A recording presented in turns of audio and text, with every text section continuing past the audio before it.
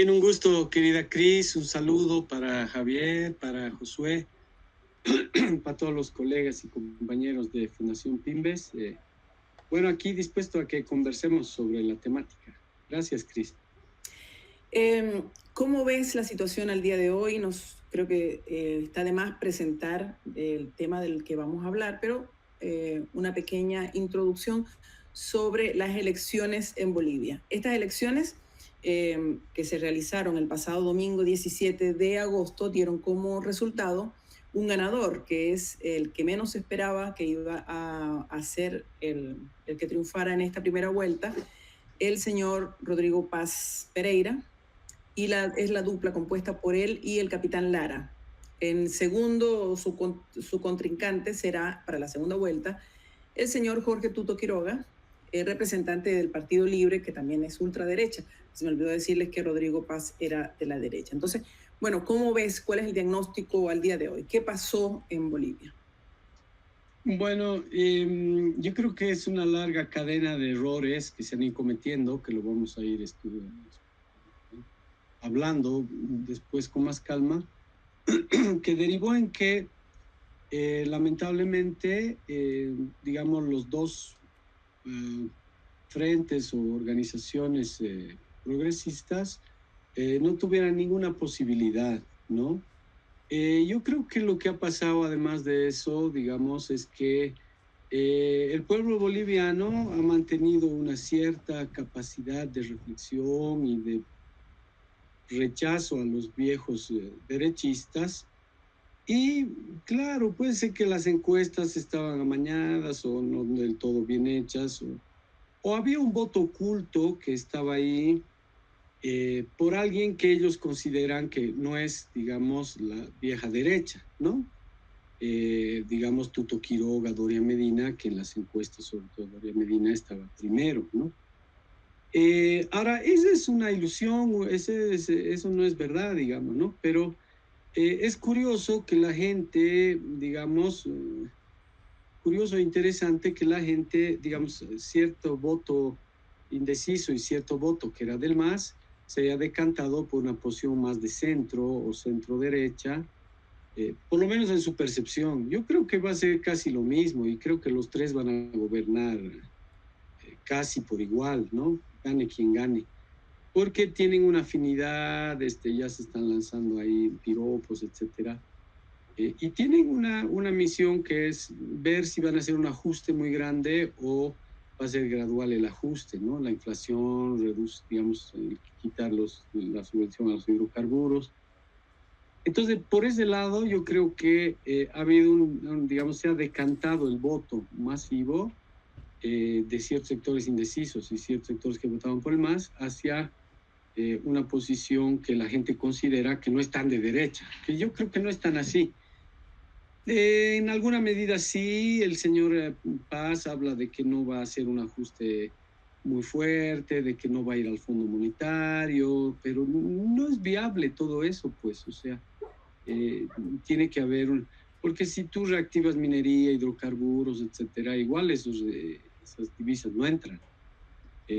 No es un problema de mayor producción, etcétera, ¿no? O exportación.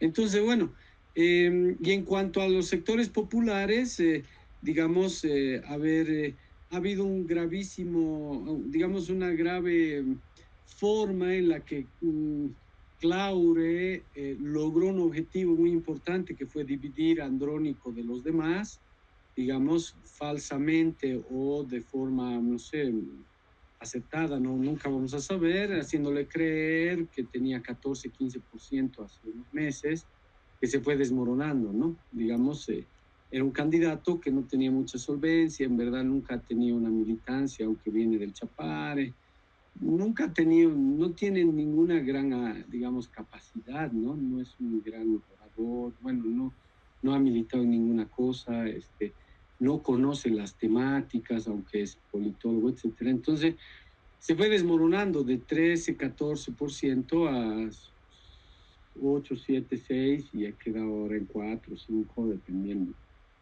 Y el relevo fue muy complicado con Del Castillo porque Bueno, es una mezcla muy compleja que lo vamos a hablar con más calma después, pero es lamentable que Arce, teniendo 40% de intención de voto hace un año y medio, dos, se fue desmoronando hasta quedar en 5, 6, depende, decían 2 o 3, pero eso no era posible, o sea, era lo que quedó ahora, ¿no? 4 o 5%, pero igual era muy poco respecto al 40%. Entonces, la división de los sectores progresistas ocasionó esto, ¿no? Que irrumpieran dos de derecha con 20 y pico por ciento y uno que aparentemente, digamos, yo creo que no es que las encuestas no vieron, sino que había un voto oculto y había gente indecisa que a último momento se decidió. Ese señor estaba subiendo, o bueno, por ahí también manipularon las encuestas. Entonces, ¿cuál es el problema grave? Que nos enfrentamos ante una derrota muy complicada, porque el total gane quien gane, el total de la asamblea está controlada por 2 tercios, incluso solo Paz y Tuto Quiroga, 2 tercios Paz y Tuto Quiroga. Y casi la totalidad, casi el 100% con Doria Medina, ¿no? Y bueno, ahí hay que hablar también de que fue un gravísimo error de que cometió Morales de ir al voto blanco y nulo, sobre todo el nulo, porque, bueno, impidió que por lo menos Andrónico del Castillo, no sé, pues tuvieran, creo que tienen 2 o 3 diputados, o sea, estamos peor que los 90, ¿no? O sea, tienes casi el 100% de la Cámara controlada por partidos de derecha o centro derecha como Paz. Bueno, y no importa casi quién gane, yo creo que van a cogobernar conjuntamente, Tuto Quiroga con Paz, ¿no? Ahora, bueno, han salido chismografías sobre el rol que puede jugar este señor vicepresidente, pero eso es algo anecdótico, ¿no? El señor Lara, que bueno. Ahora sí la gente, bueno, muestra también su desconfianza y su decepción, entonces capaz van a votar por Tuto, en fin, pero casi no importa mucho eso, ¿no?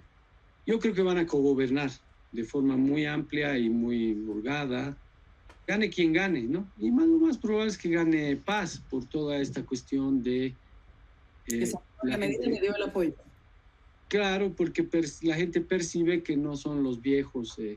Igual es un señor de 57 años que está llegando a los 60, o sea, es hijo de Jaime Paz. Bueno, pero así funciona la percepción política, ¿no? Es un viejo político igual que los otros, que va a tener 60 años, que viene del MIR, que es un partido neoliberal, etcétera. Pero bueno, la gente los rechazaba menos que a Tuto y a Doria Medina, entonces se dio esta carambola, ¿no? Se concentraron votos del MAS y de indecisos en un 30% ahí, ¿no? Y ahora, cuando tú dices que pueden cogobernar, el candidato Dunn, ex candidato también, había hecho una propuesta a Tuto Quiroga, entregó incluso un documento a ambos candidatos para que se bajara Tuto Quiroga de la segunda vuelta y que hicieran un pacto. Y a esto Tuto Quiroga rechazó aquello y van a la segunda vuelta. Creo que si bien hay sutilezas, las sutilezas en política tienen valor, tienen sentido. Eh, el Tuto Quiroga es un representante de la corriente más conservadora, más neoliberal, y Rodrigo Paz podría ser un poco más nacionalista. Rodrigo Paz había dicho que no había que recurrir al Fondo Monetario Internacional, lo contrario que decía Tuto, ¿no ve? Entonces, bueno, pequeña sutileza, ¿estás de acuerdo? Sí, el problema va a ser que yo creo que las presiones que se vienen van a determinar una cierta dureza de los ajustes, ¿no? No van a poder hacer un ajuste brutal tipo 21060 de los años 85, pero seguro van a hacer un ajuste, ¿no? Los dos. Digamos, quitar la subvención a los hidrocarburos, y digamos, devaluación, subida de los precios de los alimentos y de la canasta familiar. El problema es que otras medidas van a, digamos, tomar en función a, por ejemplo, conseguir. El gran problema es ese, o sea, no se tiene muy claro que el gran problema es de dónde va a sacar 2, 3 mil millones de dólares al año. Y ahí es donde nosotros tenemos una propuesta muy buena que yo creo que hay que, digamos, revivirla para no estar solo quejándonos. de recuperar excedente de las tres grandes sectores que han hecho ganancias extraordinarias estos 10, 15, 20 años, ¿no? Fácilmente se pueden recuperar 3.000 millones de dólares de minería, agroindustria, por ejemplo, en Bolivia. No existe un impuesto a las exportaciones, eso es algo sorprendente. El régimen agropecuario unificado, el RAU, impide que se... o sea, es el único país de Sudamérica, ahora Argentina, porque es ultra neoliberal, que no tiene la retención al campo. Pero incluso Paraguay, Uruguay... ¿Para quién tiene esa propuesta? No. Claro, yo digo, hay que reconstruir desde los sectores populares, coordinando con una coordinadora de defensa de la economía popular y los recursos naturales, para contraponer a cualquiera que gane. La verdad es que, claro, sí puede haber una diferencia. Tuto Quiroga es mucho más derechista, quiere hacer un cambio radical, es mucho más neoliberal y violento y rabioso derechista.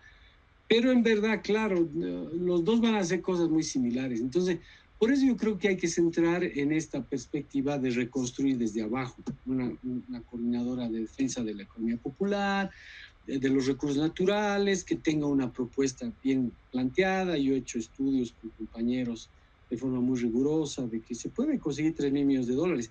Y además, no es para que el gobierno haga eso, el gobierno no va a hacer eso, ninguno de los dos gobiernos que suban, sino para reorganizar desde abajo, ¿no? Más allá de las siglas y los liderazgos.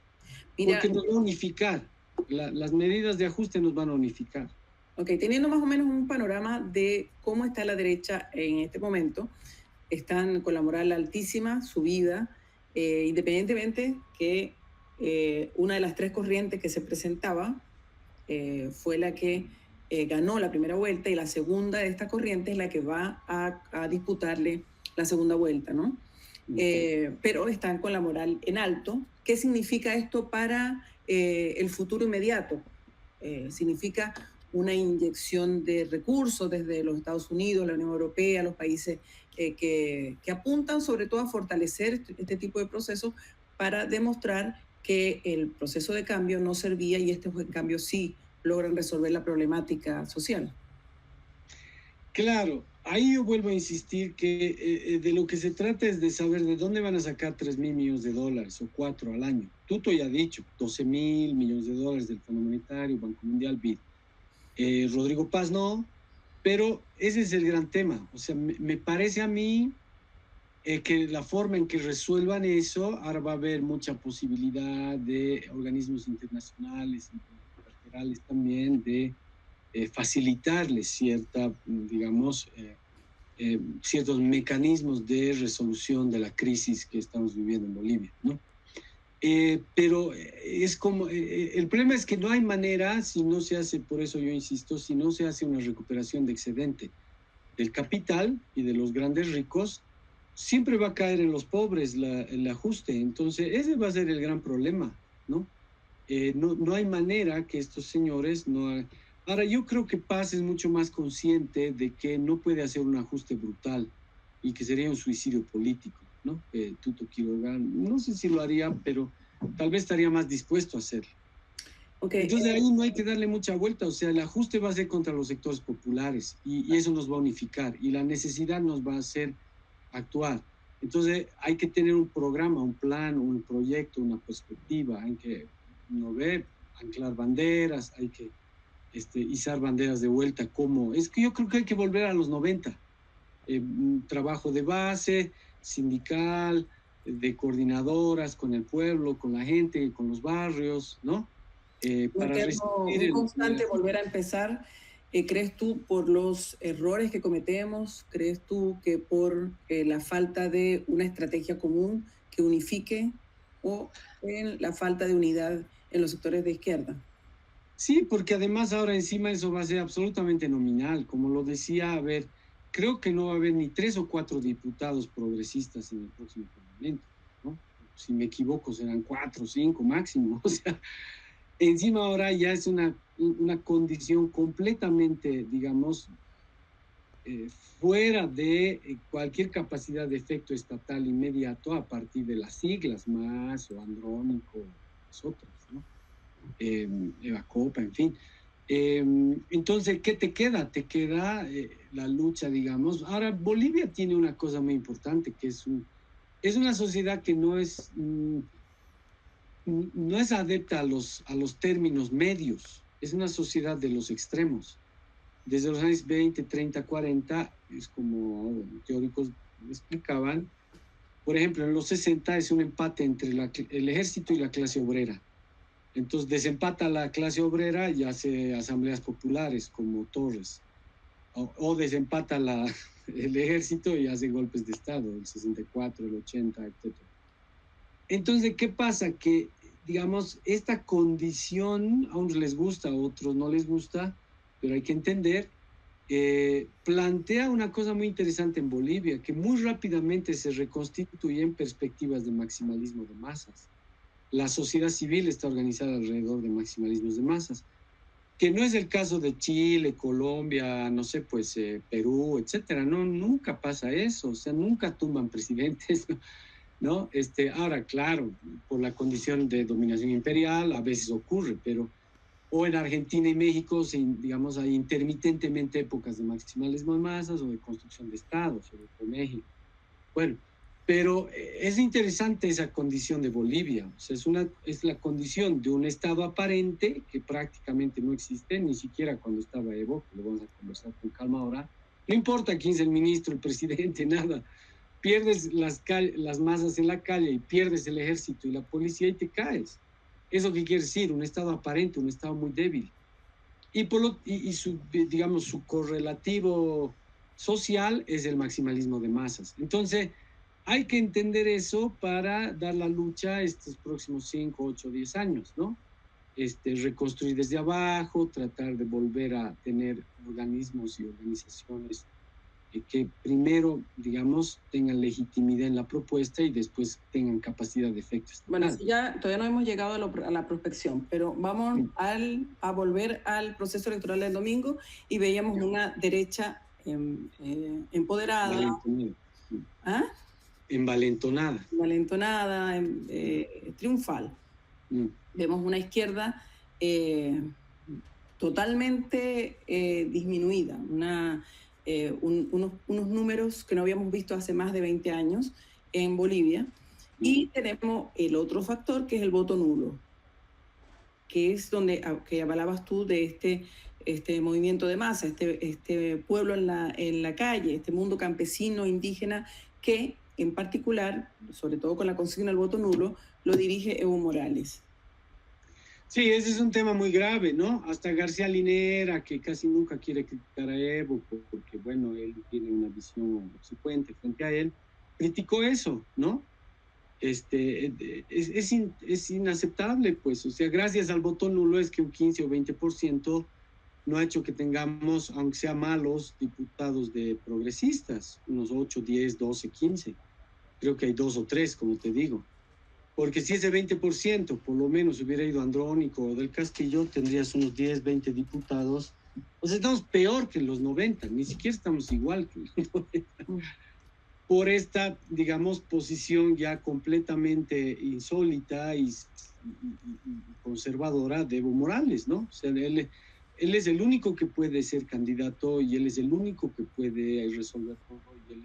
Y cuando no está igual ya no hay que apoyar a nadie, aunque sea salvar un poco. Sería otra cosa, pues, si tú tuvieras ahorita... Pero si el pueblo, las organizaciones sociales, campesinas, indígenas, campesinas, querían que él fuese el candidato y de hecho se sumaron, se pegaron a este llamado al voto nulo, ¿por qué tenían que votar por un candidato que ellos no habían decidido?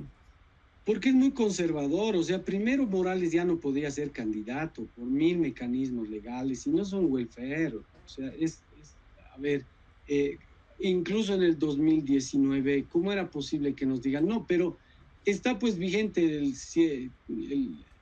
168 de la Constitución, está vigente pero no se aplica, entonces Morales va a ser candidato, o sea, es insólito, digamos, esa forma en la que todo el tiempo solo él puede ser candidato es muy conservador, o sea, hasta García Linera, te digo, no te estoy hablando de un antievista, o sea, García Linera es muy obsecuente con Morales, etcétera. Le dijo en un momento, pero a ver, Evo, yo quisiera verte otra vez de entendemos que el núcleo es ahorita el presidente. O sea, claro, es bien fácil decir, pues, las organizaciones me están pidiendo a mí, cuando él es el que les impone a la gran mayoría, porque ya es muy conservador si encima vas a hacer que la derecha gane de forma tan aplastante que no haya ni siquiera 5 diputados progresistas, te mantengas en eso, el voto blanco, el voto nulo. O sea, yo diría que, a ver, después de Bishop, que presentó un libro tan bonito, es la experiencia más escandalosa del fratricidio, no se han llegado a matar, pero del fratricidio de la izquierda en el poder, o sea, ¿no? Es sorprendente la incapacidad que han tenido Evo Morales y Lucho Arce de no tener un mínimo de sobrevivencia, de no tener un mínimo de capacidad de resolver eso frente a un desafío histórico tan grande. Ahora, bueno, nos le echan más la culpa a Lucho, otros más a Evo, pero bueno, en el gusto que quieras, es un escándalo histórico. O sea, Ahora, Jorge, con esta situación, con esto que hemos vivido el domingo, ¿corre riesgo el proceso de cambio, el Estado plurinacional, cómo se concibió? O sea, ¿usted cree que el nuevo presidente, una asamblea legislativa, un legislativo totalmente de derecha, es posible que se cambie hasta el nombre de Estado plurinacional y todas las bases del proceso político?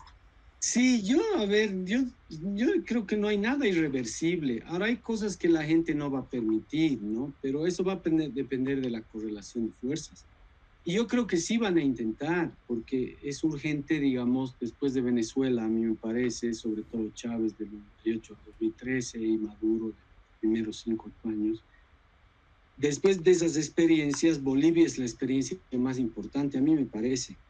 Lo demás no ha tenido tanto, digamos, transformación estructural, Ecuador, Colombia, en fin. En Colombia no se sabe todavía, aunque es muy importante, Ecuador, Argentina, etcétera. ¿Por qué? Porque, digamos, en Bolivia sí, ciertas cosas esperemos que sean irreversibles, pero, digamos, el grado de derrota es muy grande. O sea, yo creo que van a tratar de, primero, preservar 10, 15 años del poder, entre los 3 que están ahorita, reciclándose, etcétera. Y segundo, avanzar lo más posible al principio de ciertos cambios estructurales. Sí es posible que quieran hacer, por lo menos abrir la Constitución. Ya están hablando de nuevas leyes para empezar los procesos de privatización, etcétera, ¿no? Lo que ocurre siempre, estos péndulos, ¿no? Ciclos pendulares. Y yo creo que ahí es donde debemos hacer el énfasis de por qué pasó esto. Porque yo creo que entre el 2012, 13, 14 empezó este problema. O sea, declinaban los pozos, empezó el déficit fiscal y no se quiso, lamentablemente, con la responsabilidad de quien en ese momento era más importante, avanzar hacia otros procesos de transformación estructural. Tú debiste avanzar el 2014, 15, 16 a recuperar excedente de la minería, de la agroindustria, de la banca. La banca gana $1.100 millones. Entre el 19 y el 23 ganó $1.109 millones. O sea, el modelo también generó sobreacumulación capitalista enorme en esos 3 sectores. Por ejemplo, la minería, el 2023, $6.000 millones se han exportado. Eso entró $40 millones al Estado. Entonces, ¿cuál es el problema? El gran problema es que no se acompañó, como en Venezuela, yo digo, con movilización de masas y no se avanzó hacia mayores transformaciones estructurales. Segunda cosa, minería, agroindustria y banca. Y tercero, se descuidó la nacionalización, empezaron a declinar los pozos, déficit fiscal, teníamos $14.000 millones de reservas, imagínate, era enorme, ¿no? Y se fueron perdiendo entre el 14, 15, 16.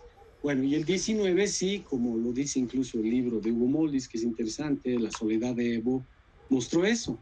Como desde el 2008 no movilizaste a la gente, que es muy diferente de Venezuela, incluido la pérdida del referéndum desde el 2007, que aquí se perdió el 2016, te caíste. Fueron graves errores económicos y políticos, ¿no? Que se pueden enumerar. ¿Puedes enumerar los errores políticos que se cometieron? Claro, el primero fue, por ejemplo, no movilizar a la gente y hacer un contrapunto entre las medidas estatales y la movilización de la gente. Eso es un tema clave. Zabaleta, que es para mí el más interesante y casi el único imprescindible para entender Bolivia, decía eso de los gobiernos antiimperialistas de Torres, Obando, etc. Si no movilizas a las masas, te vas a caer. Y la movilización de las masas te trae un peligro porque también pueden adoptar una estrategia, una perspectiva autónoma de voz. Entonces, por eso es importante entender la Revolución Cubana, por ejemplo, Fidel, el 61-62, ¿no? 14 en 14 meses una revolución democrática, antiimperialista, se vuelve socialista por la necesidad y por el paso político que da la vigencia. Pero ¿no? Hay un elemento que siempre en las entrevistas que hacemos, surge. Dice, primero hay que asegurarle la economía, o sea, la economía real a la gente, y después vamos avanzando hacia un proyecto, afianzar el proyecto cultural, el proyecto político. Ese también fue otro error. Ese fue otro error. Pero acepto, Cris, justamente el 2014, si ya tenías déficit fiscal, si ya estaban declinando los pozos, ya no iba a aguantar la nacionalización. En gran medida los errores de Arce, bueno, eran inevitables, es decir, puede tener mucha responsabilidad, la clase minera, un economista mediocre, que casualmente es presidente, y puede ser. Pero el problema es que el 14 tú ya tenías en marcha ese proceso, o sea, la teoría misma del modelo, digamos, de capitalismo andino que habían planteado era ineficiente, o sea, se quería tener 30% de control del PIB, y con 30% de control del PIB del Estado no lograbas lo que nos pasó, que el 14-15 empieza a declinar, hasta el 19 que viene el golpe. Más allá de que uno pueda ser muy adorador de los liderazgos de Evo, Álvaro, etcétera, sino si tú no controlabas la agroindustria cruceña y no controlabas la minería y no controlabas la banca, lo podías hacer de forma regulada, keynesiana, neorricardiana, estado de bienestar, etcétera, sin que cree un gran conflicto económico, pero tenías que hacerlo, si no, este es el resultado. Declinaron los pozos, déficit fiscal, la acumulación de $6,000 millones de la minería es para los grandes mineros, y la acumulación de $3,000 millones de la banca que se incentivó a partir de la expansión de la frontera agrícola, sin que el Estado controle eso, te lleva a un callejón sin salida. O sea, Álvaro y Evo en el 13, 14, 15 nos llevaron a un callejón sin salida, que además tuvo un momento central, por ejemplo, el 16. El 16, si tú haces el referéndum, podías haber aprendido de Chávez. Chávez pierde el 2007, ahí a incorporarle otro error político.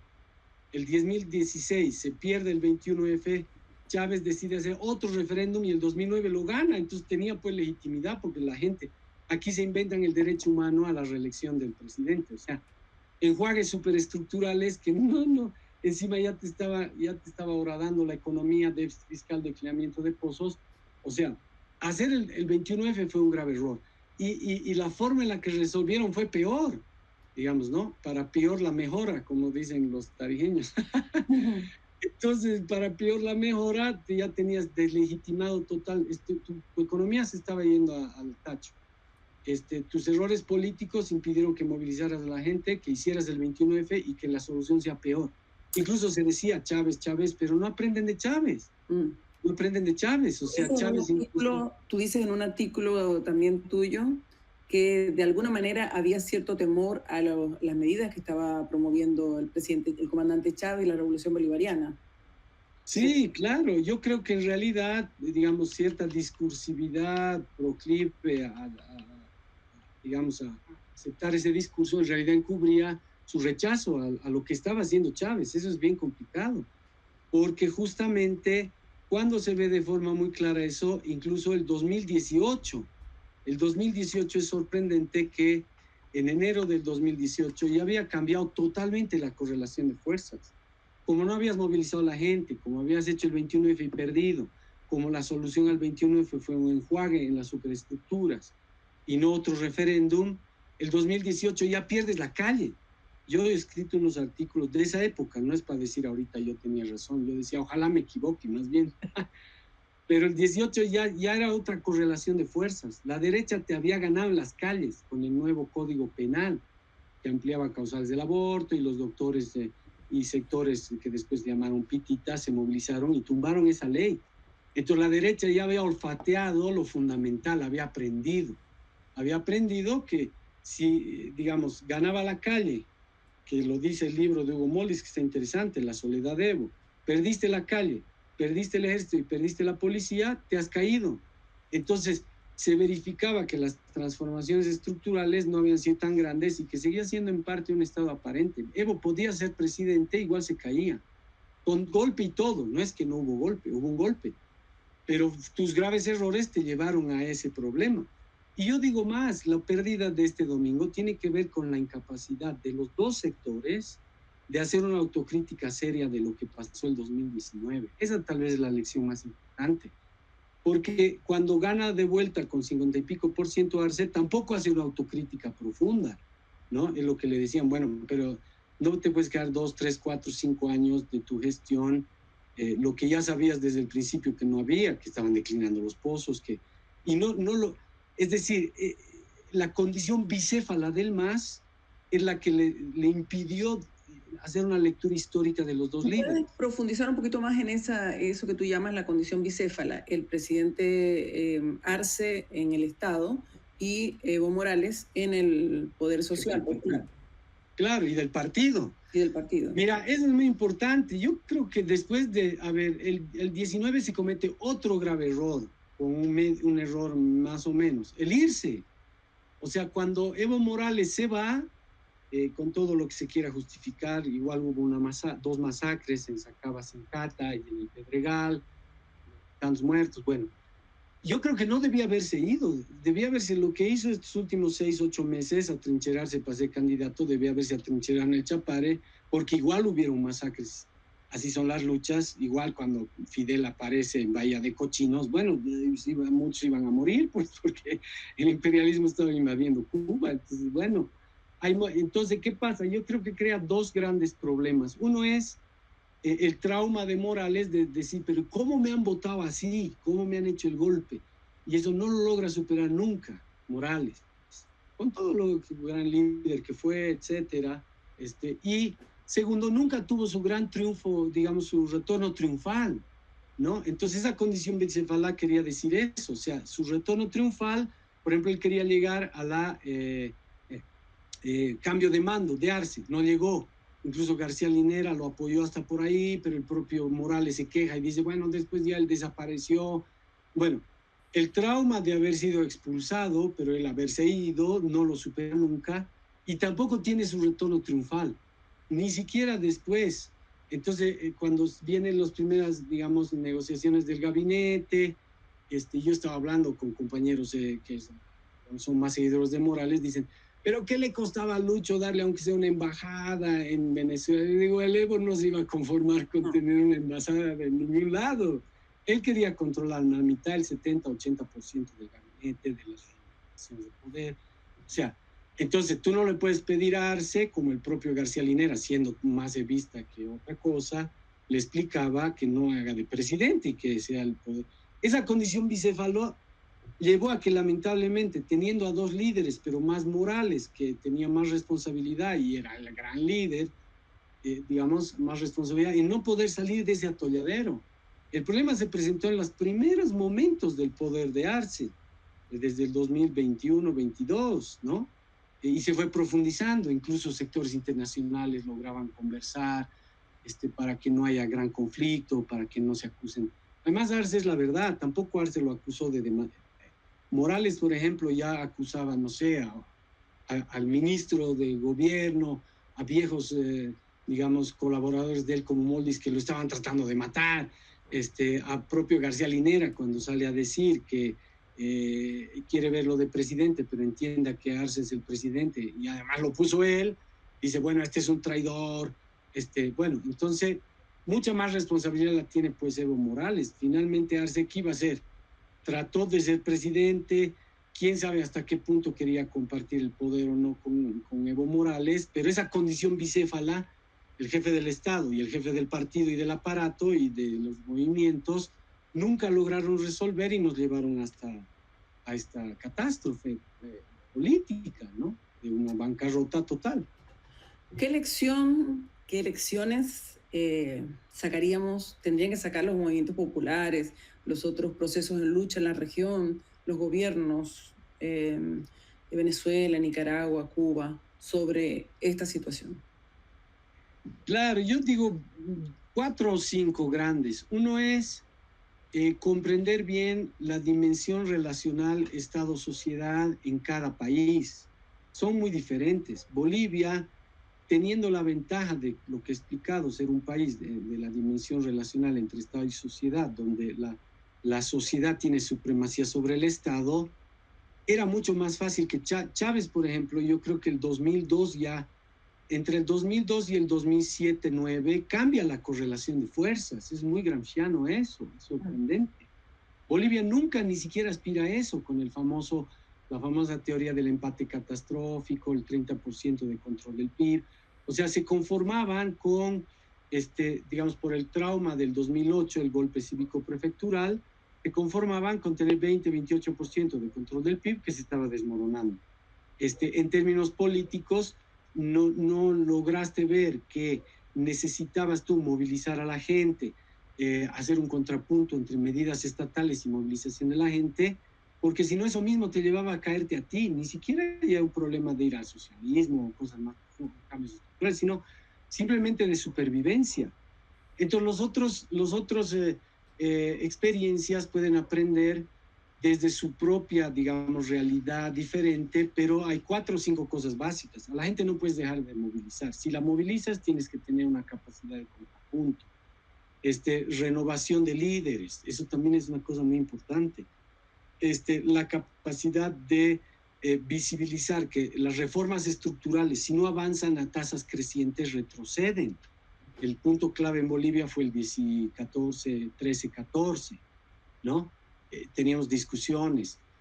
Después, digamos, en los graves momentos de conflicto no puedes confiar en la OEA, que es lo que hizo también el gobierno. Seguían desmovilizando a la gente, crearon un vacío de poder, se fueron del país. Es decir, digamos, una cadena de errores muy grande, ¿no? Incluso yo les decía, cuando ya era el 2021 y no había un gran conflicto entre luchistas y evistas, bueno, podrían ponerse a plantear qué realmente pasó, los que estuvieron en el Chapare, Evo Morales, Álvaro García, no sé, pues los que estaban ahí, para hacer una autocrítica. Pero ninguno quiso hacer. Yo, por ejemplo, por eso valoro mucho. Yo he hecho un texto de autocrítica que no ha salido completo, pero está por ahí, y muy, ¿no? El Hugo, que es la soledad de Evo, que es interesante, aunque hay cosas que uno podría discutir. Entonces, esas son las enseñanzas, o sea, cómo aplicas por ejemplo, Chávez también en la perspectiva, a ver, cuando viene el golpe el 2002, se sumergen en las barriadas para sacar a las masas a la calle. Chávez no renuncia, se parte el ejército, que fue súper importante. Los paracaidistas, guardia presidencial, bueno, no ve un regimiento de 10 millones de personas, no sé, de 10,000, 20,000 soldados, pero planteaba un dilema político-militar en el momento del golpe. O sea, tenía sectores del ejército muy leales. Ahora, ¿qué era difícil hacer eso? Bueno, porque Chávez era militar, etcétera, y Cabello y demás. Pero bueno, tienes ahí 5, 6, 8, 10 cuestiones clave. Tienes que hacer transformaciones estructurales más profundas, a tasas crecientes, incluso por sobrevivencia. Tienes que preservar digamos, las reformas estructurales que se hicieron. Tienes que tener una capacidad de fractura del ejército en el momento en el que tienes la crisis. No se resolvía dándoles embajadas o reactivando las empresas que construyan, digamos, prebendas, ¿no? Para el ejército. O sea, tenías que tener otro tipo de política para neutralizar. Peor en Bolivia que el Estado es eso, el ejército, la policía y las masas. Eso es todo lo que hay de Estado. Y tristemente el 19, no me canso de repetir, se verifica eso, pues, ¿no? Hasta Evo Morales lo pueden tumbar cuando has perdido las masas porque tú mismo no te movilizaste y ya no te apoyan los organismos. Cuando tú hablas de el empate catastrófico, sí, es un concepto de García Linera. ¿Por qué dices que esto perjudica a la movilización? Claro, porque en realidad es un concepto de Gramsci que García Linera lo utiliza mal, porque, a ver, por ejemplo, Chávez sin tanta teoría logró desempatar el empate catastrófico. Su teoría, sin tanta teoría, estaba encaminada a desempatar entre el 2002, el 2007 y el 2009. Claro, Chávez era muy gramsciano y hablaba del avance, o sea, vamos a ver esto y avanzamos. Pero en el caso de Bolivia se hablaba del empate, quedarse en el empate. Claro, ese fue el gran error. Además, no te lo decía así tan claramente García Linera, pero toda su teoría estaba encaminada a eso. Empate catastrófico no te decía, pero había que dejarlo ahí. El 30% del PIB era parte de esa teoría política. No puedes desarrollar un país con 30% del PIB, además nunca llegó a 30, necesitas 50, 60, por lo menos agroindustria, banca y minería, que ahorita son mucho más importantes que el gas. Yo creo que hubo un trauma el 2008-9 con ese golpe cívico prefectural. Yo tengo una descripción del golpe que va a salir publicado en el libro que estamos sacando con Timbes, les agradezco mucho, de que, a ver, después de la elección se impedía sistemáticamente la movilización de la gente con este trauma. Desde el 4 de noviembre, 4 de octubre hasta noviembre, que fue el golpe, se impedía, hay declaraciones ya de los ministros de esa época. O sea, a ver, se creía que por algún motivo esa teoría del empate sin desempatar, o sea, no hay eso. Siempre peor en Bolivia, si es un país que no es de medias, siempre es de extremos. Si tú no desempatas, como tú misma decías que Chávez la veía claramente, había que avanzar. Ahora hay que ser responsable, no hay que crear desabastecimiento, no hay que crear incertidumbre en la gente, etcétera. Pero si no avanzas, retrocede. No se puede mantener 10, 15 años. Ese fue el grave error de Evo Morales, García Linera. O sea, creer que entre el 14, 15, 16, 17, 18 y 19 se podían mantener esas condiciones hasta el 20, 21, 22, no sé, 10 años más. Y la realidad demostró que no. Y eso además les decíamos, compañero, el 18 ya ha cambiado la correlación de fuerzas en este país, porque la derecha te ha ganado en la calle, que es lo más importante. Entonces ya había una visión muy, digamos, desde arriba, desde las cúpulas, desde las superestructuras que decidían las cosas, los órganos de poder, etcétera, derecho humano a ser reelegido, que creían que con eso era suficiente, los enjuagues en la superestructura. Y en Bolivia, menos que en cualquier otro lugar del mundo, eso no va a funcionar. Y eso demostró la realidad. Lamentablemente, no es que uno se alegra. A mí me dio pena tener razón en estas cosas que estoy diciendo. Por eso en esa época me llamaron gente de Argentina, Perú, Chile, Venezuela, etc. Pero aquí estaba clarito en un artículo que escribí el 18, justamente, salió en un libro de Claxo, diciendo eso, hay que tener cuidado, ya ha cambiado la correlación de fuerzas. En Bolivia no puedes hacer esto, no puedes ignorar el 21F. Y si lo ignoras, pon una solución mucho más profunda, popular, un nuevo referéndum, como Chávez, que tenías el ejemplo, ¿no? Están declinando los pozos, tenemos déficit fiscal. Bueno, todo eso se juntó el 19 y fue una bancarrota tenaz.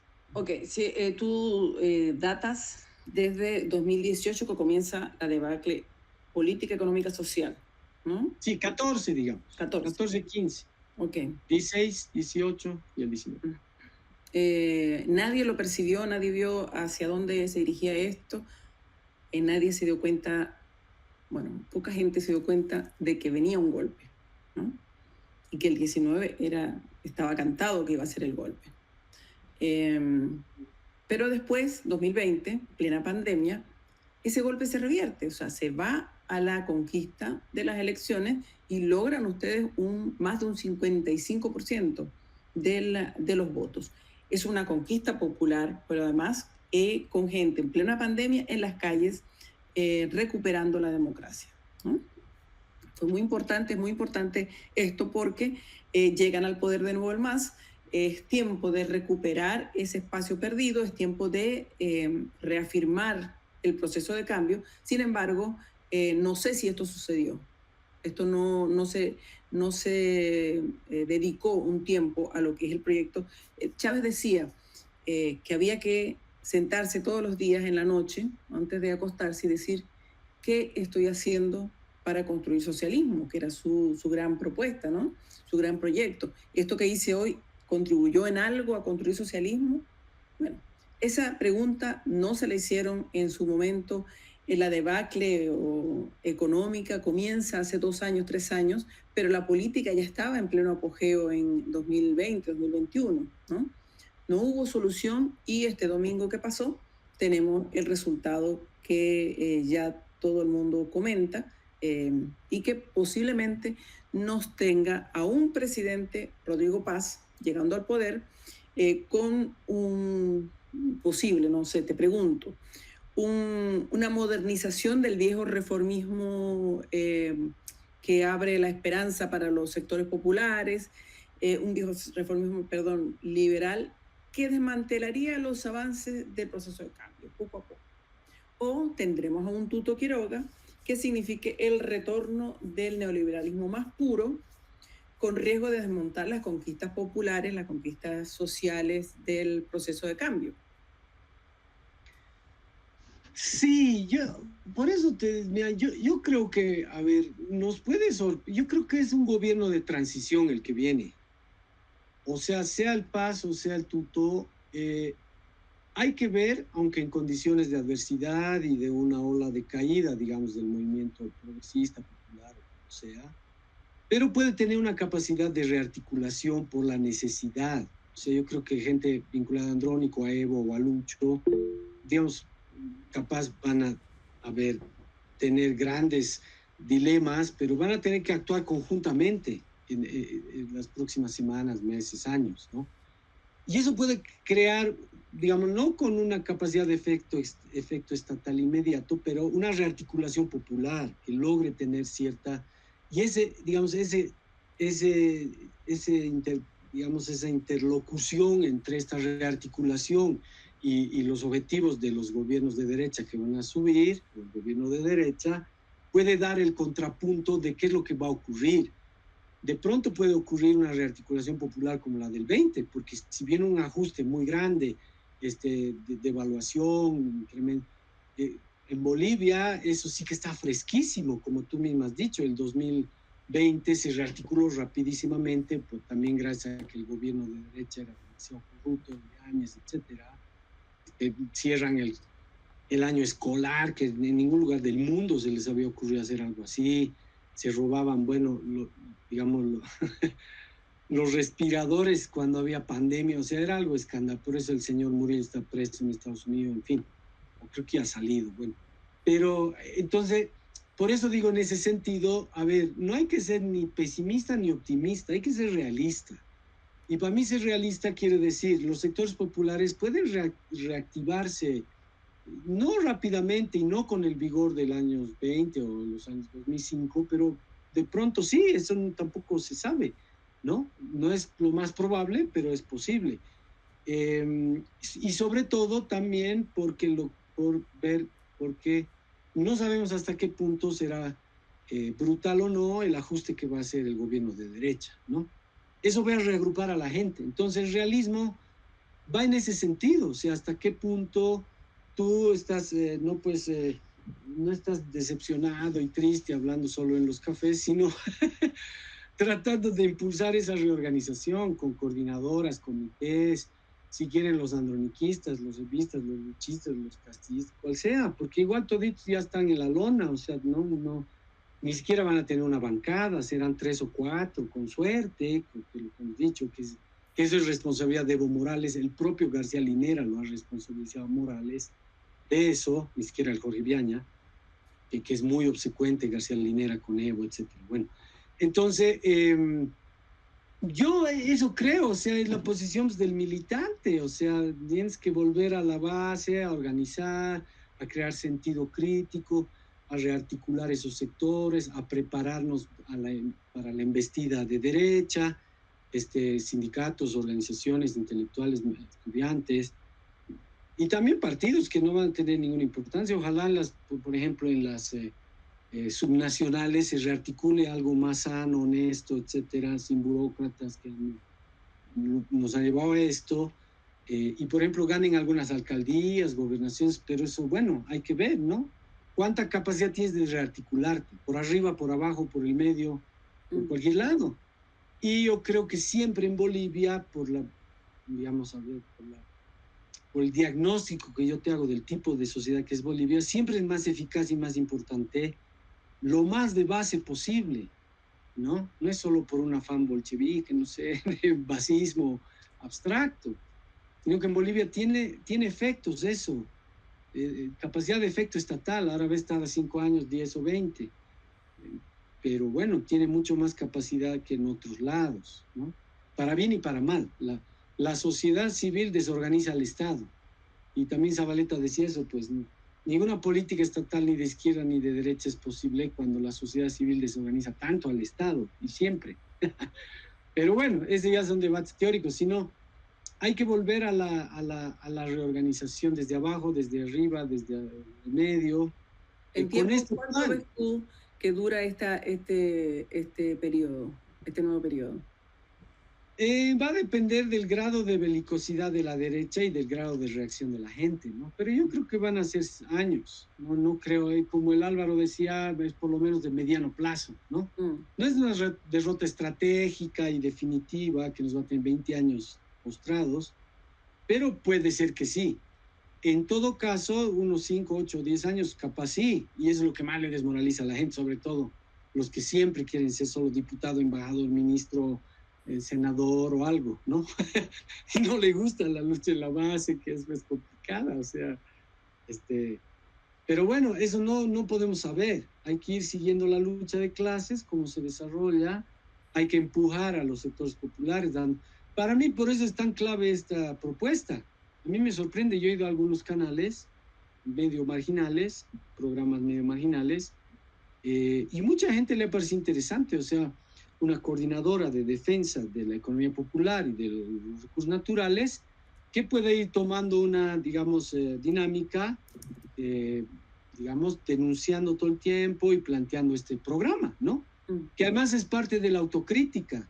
El modelo también generó sobreacumulación en 3 sectores enormes, que se hacían a los de la vista gorda, tanto luchistas como vistas y anarquistas. O sea, por ejemplo, los programas de gobierno antes de la elección del domingo, ninguno hizo un buen diagnóstico de, bueno, pero hay 3 sectores que están sobreacumulando y si queremos no golpear a los sectores populares, claro, podemos utilizar la misma metodología que la nacionalización del gas.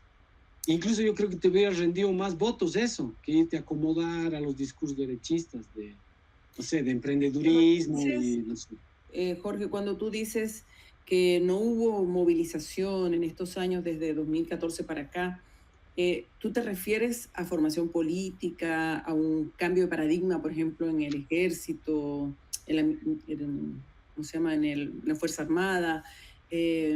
Un cambio... Son tres cosas diferentes. Yo creo que no hubo movilización desde el 2008. Pero movilización, yo vi. Ese es un sentido. O sea, lo que pasa es que en la calle, la movilización de masas en sentido de movilizar a la gente en contrapunto de las medidas estatales. Digamos, todos, por ejemplo, una metodología que hubieras usado, tipo Chávez, era esa, o sea, era muy diferente hacer un referéndum después de haber perdido el 2016, el 21F, eso planteaba una movilización de gente, algo que no sea movilización, o sea, desde el 2008 nunca más se movilizó a la gente en términos de movilización de masas, o sea, solo de forma muy acotada para elegir candidatos o movilizar para votar. Yo creo que, por ejemplo, la formación de las milicias en Venezuela, la capacidad de tener contrapunto y autocrítica, como cuando nos discutió alguna vez lo que hizo Chávez con Arriaza, que lo puso de ministro de Poder Popular y Construcción del Socialismo. Eso es lo que a ver, un nivel es movilizar a la gente en términos de la gente en las calles, la gente movilizada, que logre incluso tener perspectivas autónomas de voz, aunque negociando con vos como gobierno. Dos... Perdón. Sí, sigue, por favor. Sigue.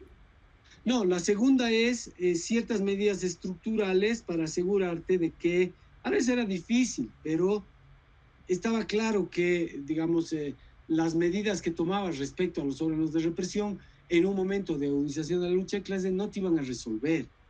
A veces era muy difícil ya. Entonces pueden no hacerlo, ya no es que es un pecado. Pero la tercera es la que tú dices también, formación de cuadros, formación de organización. Por ejemplo, el MAS. Yo valoro eso con todo lo complicado. Digamos, la fundación del Partido Socialista Unido de Venezuela fue un hito muy importante. Incluso con todo lo que después Chávez se dio cuenta y dijo, bueno, abriremos para que no sea tan articulado, centralista y desde arriba a otros sectores, pero eso se hizo también entre el 3, 4, 5, 6, 7, 8, 9, ¿no? Por ejemplo, el MAS no. El MAS igual tenía 3 o 4 cabezas. ¿Qué era el MAS? El MAS, por un lado, digamos, era el núcleo de poder del Ejecutivo, Romero, Quintana, el Álvaro, el Evo, no sé, el Evo más que nadie, pero bueno, ese es núcleo. Las organizaciones, por otro lado, eso también era el MAS, y la masa de votantes y, candidatos, o sea, era también tricéfala, ¿no? Y la incapacidad de ser autocrítica, yo te digo, en ese libro tan bonito que ahí ya te estoy dando 3 o 4 cosas clave. Por ejemplo, Chávez dice una cosa súper interesante, ¿no? Con lo del Centro Miranda, con todo lo que uno quiera criticarles, ¿no? Le acusaron de hiperpresidencialismo. Y Chávez se enojó, etcétera, hubo un pleito con el Centro Miranda, pero después públicamente dijo, yo no sé a quién le estaba escuchando hace 100 años, hizo autocrítica pública, Chávez, muchas veces, sí, diciendo, sí, me he equivocado en esto he hecho mal, no le escuchaba a la gente, ¿no? Presentando el libro de la Isabel Rauber, es lo que hemos conversado eso alguna vez. Entonces, nada de eso hacía el proceso boliviano, no reorganizaba esa estructura partidaria en perspectiva de movilización de masas, de una organización de lucha de masas, pues, no una organización solo electoral. No hacían autocrítica, nunca reconocían errores, es más, los estigmatizaban, o sea, Javier Alboa, etcétera, no le puedes acusar de ser imperialista, o sea, o los librepensantes, cosas absurdas, o sea, entonces fuiste empujando a mucha gente a la derecha, Luis Tapia, Roy Prada, la Silvia Rivera, etcétera, ¿no? Incluso capaz también pasó en Venezuela, pero Chávez tenía la capacidad de dar marcha atrás, de volverlo a traer a Riaza, de negociar, de discutir, de hacer autocrítica, o sea, yo creo que hay 5, 6 o 7 graves errores que solo aprendiendo de Venezuela no nos hubieran llevado a este desastre, incluido ahora, el 19. perdón. Por ejemplo, mira, esa más crisis, disculpa que hable mucho. Sí. Por ejemplo, a ver, yo creo que cuando tuvimos la victoria del 20, debíamos haber abordado la autocrítica, porque ahí sí hubiera salido todo esto, pues, ¿no ve? Pues, hiperconcentrada el liderazgo, no reconocíamos errores económicos graves, errores políticos graves, entonces, capaz cada uno hubiera sido más modesto, en especial Morales, Levo, ¿no? Decir, puta, cierto, a ver, ya, puta, pondremos paños húmedos, porque yo creo que la incapacidad de hacer autocrítica de los dos, en especial del Evo, es la que nos llevó a este resultado del domingo, ¿no? Incluso en la versión de García Linera, que vuelvo a decir, no es antievista, se trató de mantener lo más evista posible, incluso hasta ayer, no sé. Entonces, esa tal vez es la lección más grande. Necesitamos la autocrítica como algo profundo, como algo importante, como algo Necesario. Necesario, de todos los aspectos, lo político, lo económico, bueno, todo lo que he dicho, ¿no? Pero ni siquiera el 2021 se pudo hacer eso. O en ciertos sectores, tal vez el luchismo se abrió un poquito más a la autocrítica porque estaba encima de él la espada de Damocles de el poder y el peso del jefe del partido y del aparato, ¿no? Y del jefe de los movimientos, pues. Pero tampoco fue muy lejos, yo creo, esa autocrítica, ¿no? Mira, tú me puedes mencionar rapidito cuáles son los pilares fundamentales del proceso de cambio, sobre los cuales se asienta el proceso de cambio. Claro, es una linda pregunta. Mira, yo creo que incluso hubo una parcial revolución política entre el 2000, 2005 y 2010, digamos, una parcial revolución política. Entonces, ¿cuáles son los pilares del proceso de cambio? Los cambios estructurales, el nuevo horizonte en el que la gente, ojalá eso sí sea irreversible, ¿no? Digamos, la gente, digamos, los sectores populares y oprimidos se metieron al Estado del 52, pero de forma acotada y jerárquica. No es que no. Ahora se ha metido de una forma mucho más profunda al aparato del Estado. Ahora, Lenin diferencia aparato de Estado de poder del Estado. Eso también nos hubiera podido servir, que está en algún articulito ahí que escrito. O sea, entonces, ¿cuáles son los pilares del proceso de cambio? Los cambios estructurales, la parcial revolución política, las transformaciones constitucionales del Estado plurinacional, que son un proyecto, ¿no? Que se han ido avanzando en algunas cosas, en otras no, pero hay un germen del Estado plurinacional muy profundo, muy interesante, ¿no? Entonces, el Estado plurinacional. Ahora, eso necesita un relanzamiento, ¿no? Como te digo, de volver a plantearse desde abajo, etcétera. Pero no sé si te responden. El problema político, varias cosas alrededor del Estado nacional. Digamos, la capacidad de construir referentes mucho más profundos de política democrática, pero intentando construir referencias de autogobierno, ¿no? Las autonomías indígenas, la capacidad de tener democracia representativa, pero de base desde los sindicatos y que los diputados respondan a la gente y no solo a los partidos, etcétera. Las transformaciones estructurales de la economía, que ahí falló muy gravemente. Eso también tal vez fue lo que nos creó el espejismo. Parecía espectacular el programa económico boliviano, y lo era hasta el 13-14, pero después se desmoronó rapidito, 14, 15, 16, okay. Y no lo vimos. Jorge, quiero saludar a las personas que nos acompañan por las diferentes redes sociales de Correo del Alba, Timbes, y por las redes personales de quienes conformamos el equipo. Decirles que pueden hacer sus preguntas, si hay alguna duda que haya surgido, alguna acotación, la escriban a la misma red que están viendo.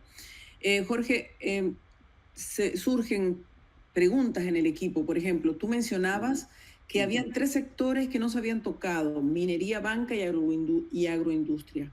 Nos consta que hay una sobreacumulación en estos 3 sectores, grandes sectores, y sabemos de la gran explotación que hay de oro, por ejemplo, de plata, de estaño, sí, etcétera.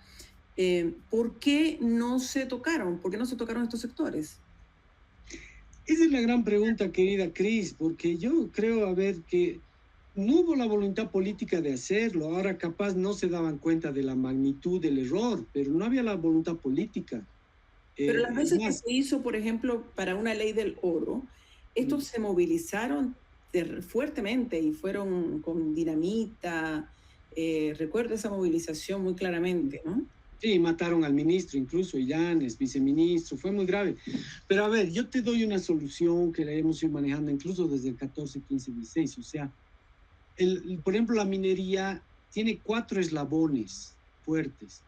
Primero son los que están explotados ahí trabajando sin ser ni siquiera socios de la cooperativa, que figura formalmente como cooperativa. Después están los de la cooperativa que ganan unos 20, 30 mil bolivianos, que es mucho para Bolivia, más 40, depende, el mes, en fin. Y si es oro o porque hay polimetálicos, ¿no?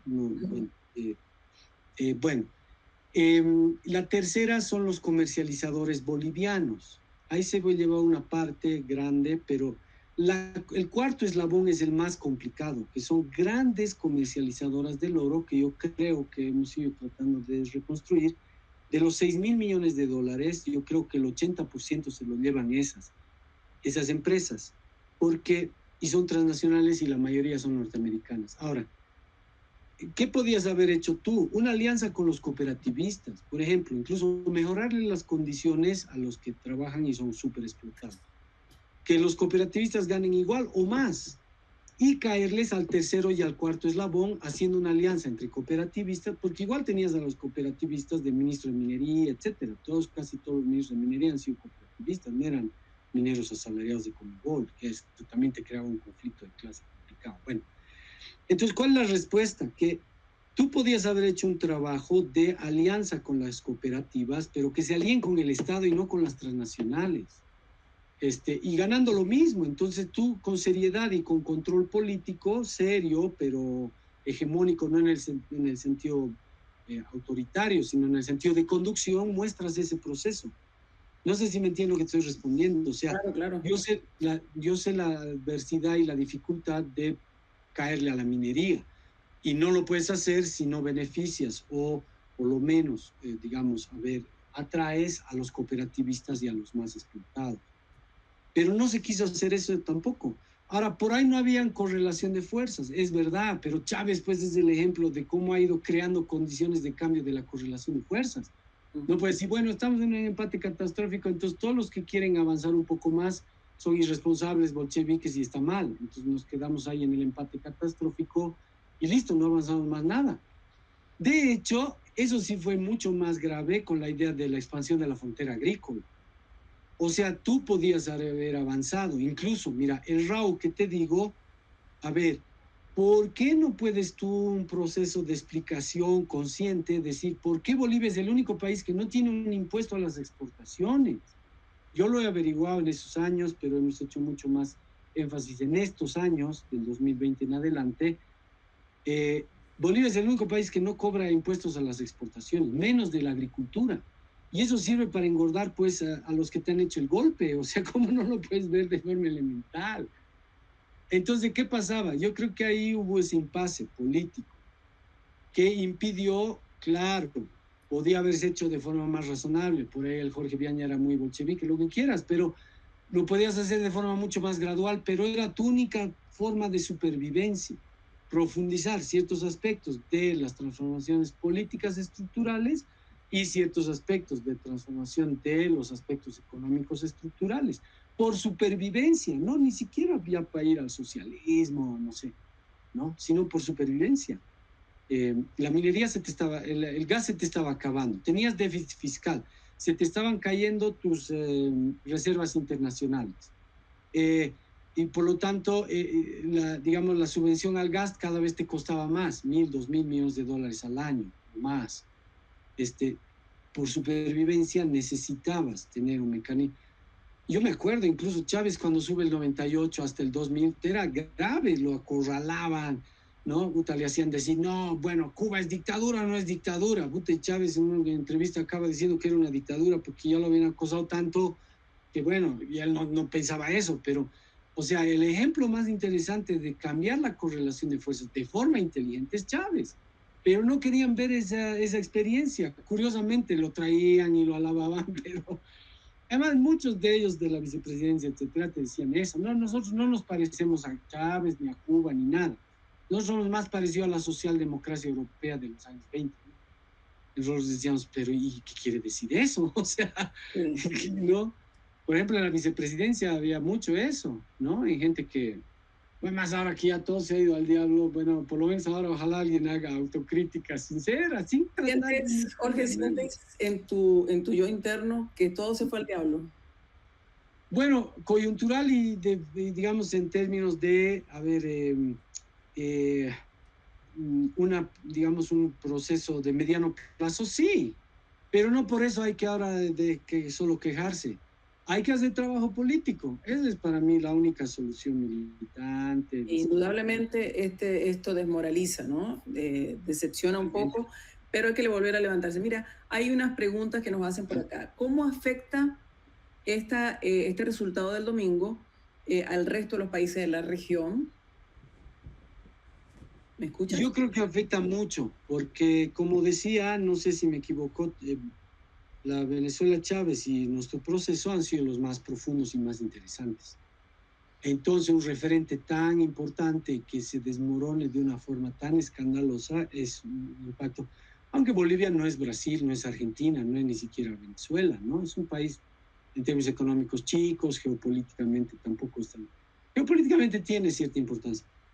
Pero eso pienso, o sea que para los países de la región, porque además, mira, si gana Cast en Chile, que es probable, lamentablemente, y pierde Lula en Brasil, ya estamos casi, no sé, solo va a quedar Petro y México, ¿no? Bueno, y Venezuela, pero bueno, o sea, es muy complicado, yo creo. Por eso yo creo que ahora sí también es muy importante relanzar varias otras cosas que hacíamos en los 90, antes de que suba Chávez, no sé, ¿no?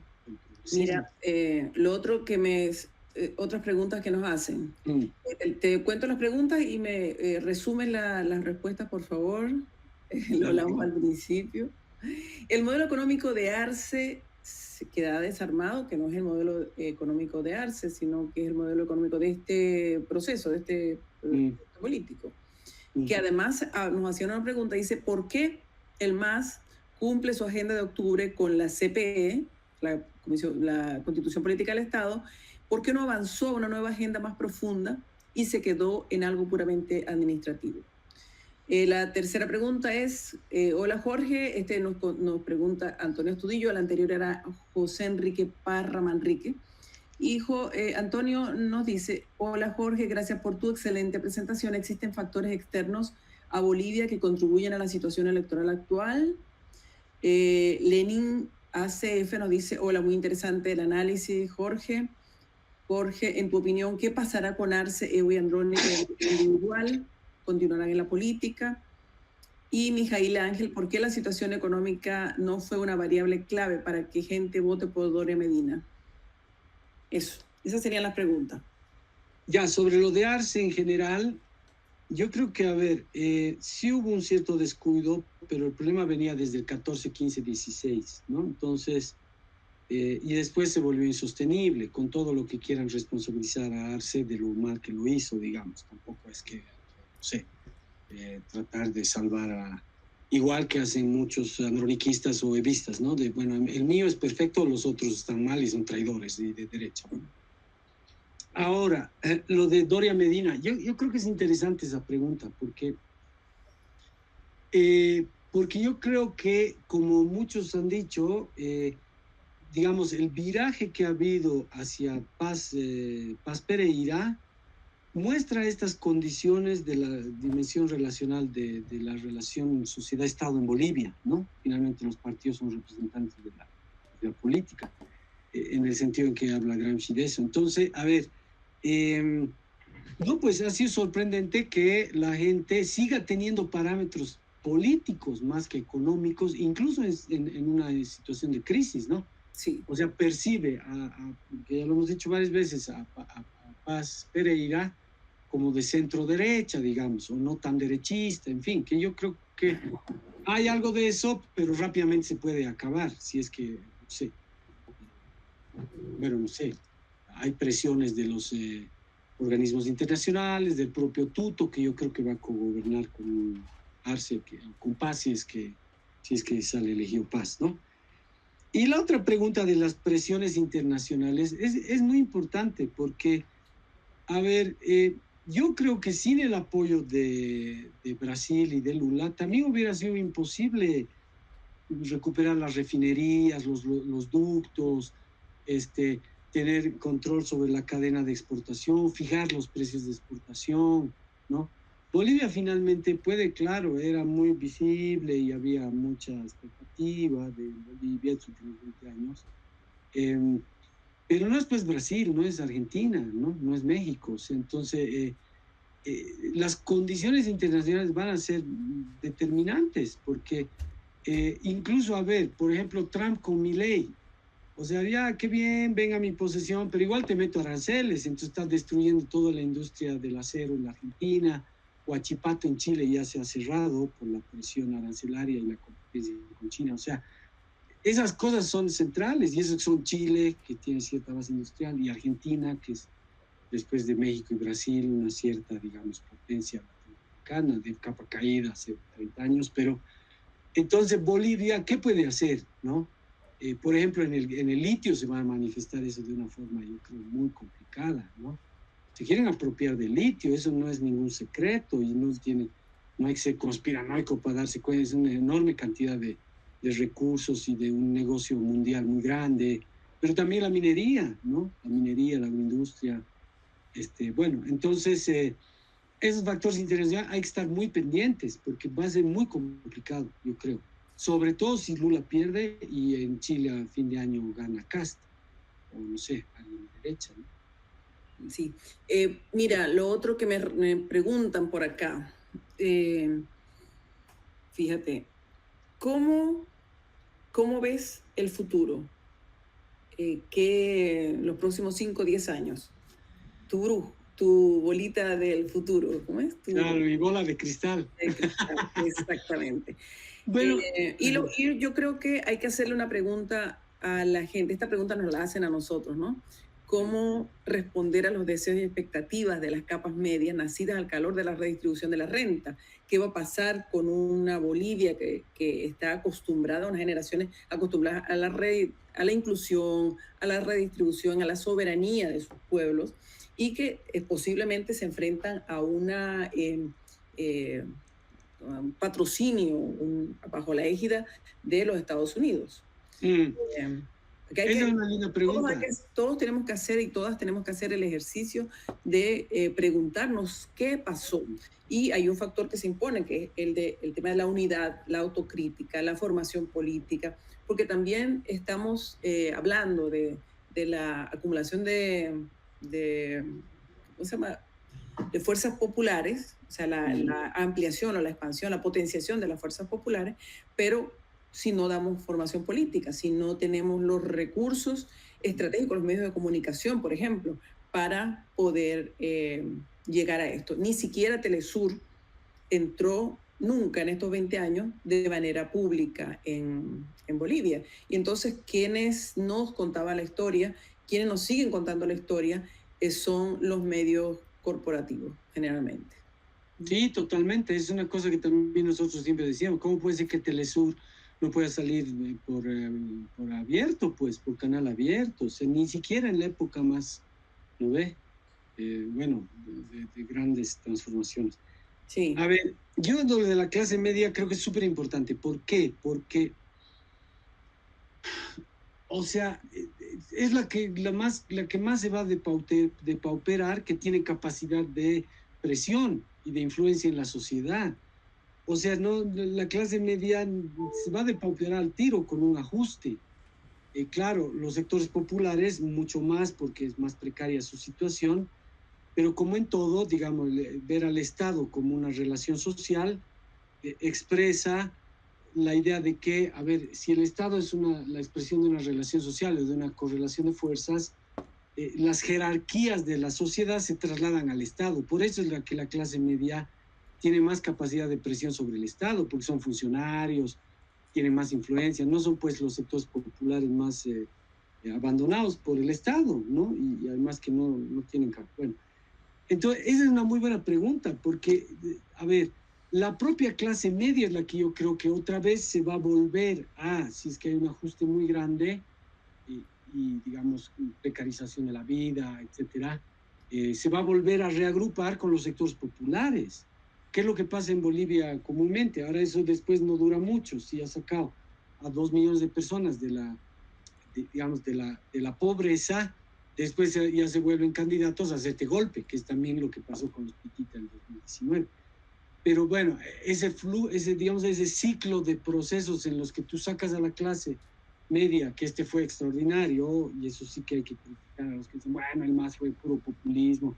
No, el PIB creció de 10 a 35 mil millones, 45 mil millones de dólares, la inversión pública, o sea, fue un proceso enorme de reducción de la pobreza, extrema pobreza, en 10, 15, 20 puntos. Bueno, eso es lo que se va a desmoronar, y eso es también lo que les hemos permitido en esta campaña decir de la forma más mentirosa y demagógica. O sea, bueno, los 20 años de despilfarro del MAS, claro, se hicieron unas cuantas canchitas mal hechas del 14, 15, 16, 19, seguramente, claro, pero no fue eso que dicen, ¿no? Puro despilfarro, puro buenos precios de los hidrocarburos y de los commodities en general. No, fue una medida política tomada en 3 meses, 4 meses de nacionalización. Ahora no es al estilo 70, en fin, claro.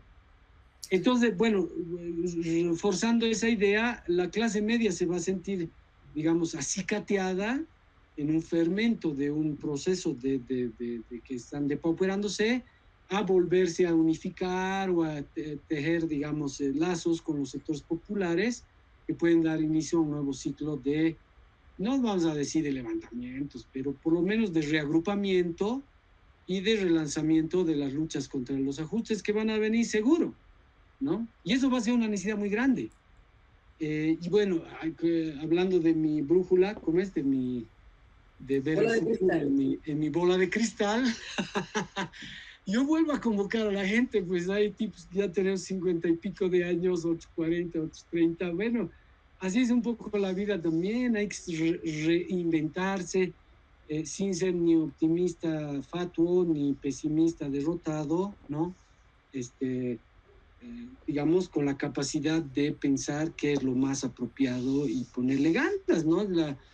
¿Cómo decían pues esta frase tan bonita de la alegría de la, ¿cómo es? La alegre rebeldía de la lucha, ¿no?